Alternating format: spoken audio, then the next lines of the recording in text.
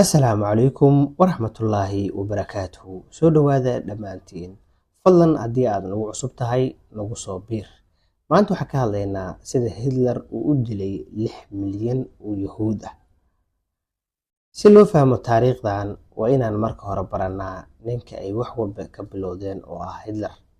Hitler waxa uu ahaa nin u dhashay dalka Austria, markii dambena ku biiray ciidamada dalka Jarmalka xilligii dagaalkii koowaad ee adduunka 1914 ilaa 1918.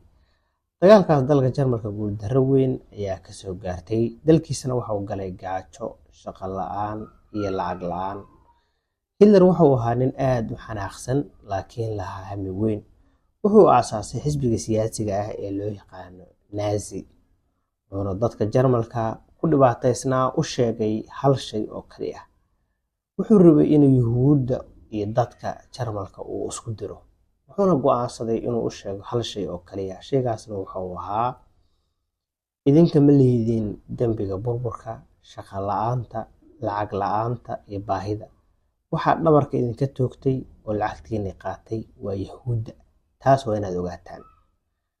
Dadkii Jarmalka oo aad u baahnaa, dhibaato badan ay haystay, waxay rumaysteen hadalkiisa, waxayna doorteen inuu noqdo hogaamiyaha dalka Jarmalka sanadkii 1933. Haddaba su'aasha qof walba isweydiinaya maxay ahayd sababta Hitler uu u nacay Yuhuudda?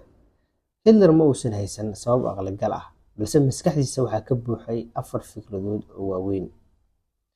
Hitler wuxuu aaminsanaa in dadka Jarmalka ah ee dhaladka ah ee loo yaqaan Aryan ay yihiin dadka ugu horreeya uguna tayada sarreeya aadanaha, halka Yuhuudda uu u arkayay dad hooseeya oo dhiigga iyo hiddaha Jarmalka qarribaya.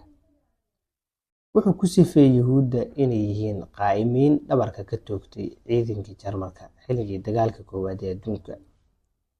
Maadaama Yuhuuddii Jarmalka deganeed ay u badnaayeen dad wax bartay oo hayay meelo muhiim ah sida bangiyada, ganacsiga iyo dhakhtarnimada, Hitler wuxuu dadka ka dhaadhiciyay in Yuhuudda ay dhiigga ka nuugayso dadka Jarmalka, isla markaana aqliyadii, dhaqaalihii iyo hantidii ay wax walba la wareegeen.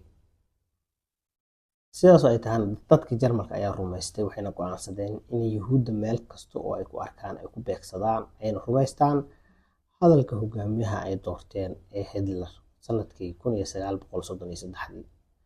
Laakiin su'aasha ugu weyn waxay tahay, sidee ayuu ku bilaabatay in ninkan Hitler ah uu madaxa ka jaro 6 milyan oo Yuhuud ah? Markii uu Hitler dalka wada qabsaday, wuxuu bilaabay inuu dhisto ciidan aad u xoog badan, hub casri ah, wuxuuna